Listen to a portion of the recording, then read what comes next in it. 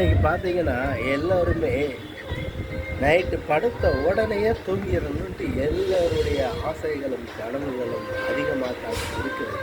இன்னைக்கு 100க்கு 40% தான் படுத்த உடனே தூங்குறாங்க. பாக்கி 60% படாத பாடுபட்டு தான் தூக்கம் வருது. சில பேர் ஸ்லீப்பிங் டோஸ் போடுறாங்க, சில பேர் ஆயுர்வேதிக் பொடியிலிருந்து கண்டது விளைவு எல்லாத்தையும் பார்த்து வச்சு குடிச்சு ஒருத்தன் காலாட்டினா தூங்கலாம் சொல்லுவான், ஒருத்தன் இது பண்ணால் தூங்கலாம் சொல்லுவான், ஒருத்தன் வேலை பார்த்தா தூங்கலாம் அப்படின்னு சொல்லுவான், ஒருத்தன் ஜூஸ் குடிச்சா தூங்கலாம், ஒருத்தன் வாழைப்பழம் சாப்பிட்டா தூங்கலாம் சொல்லுவான், ஒருத்தன் பால் குடிச்சா தூங்கலாம் சொல்லுவான்.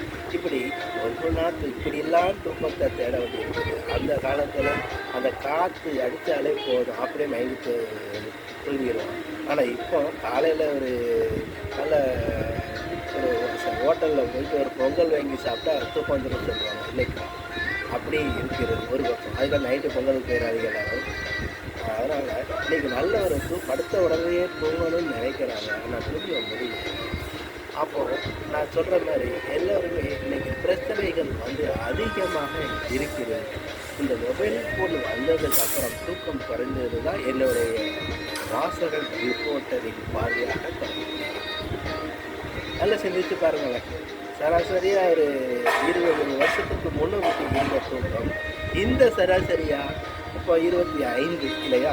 2005லேருந்து 2025க்குள்ளே பாருங்களேன். இந்த 2005க்கு மேலே உள்ள தூக்கத்துக்கும் இந்த 2005லேருந்து 2025க்குள்ளே வரக்கூடிய தூக்கம் வித்தியாசம். இந்த மொபைல் ஃபோன், ஆண்ட்ராய்டு ஃபோன் இது எல்லாத்தையும் கூட்டி கழிச்சு பாருங்கள். தூக்கம் எதனால் கெட்டு போனது? மன ரீதியாகவா, மொபைல் ஃபோனாகவா, எதனால் எடுத்துக்கிட்டாங்க? ஆனால் இந்த 20 வருஷமாக தான் எல்லாருக்குமே தூக்கம் பாதிக்கும்.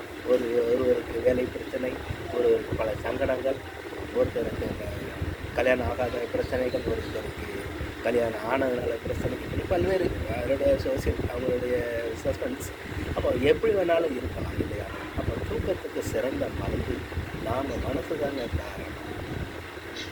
அந்த மனசை தான் நாம் இயற்கைக்கிட்ட விடணும். இயற்கையை கூட விட்டு நம்ம அப்படி ஆக்கிக்கணும்.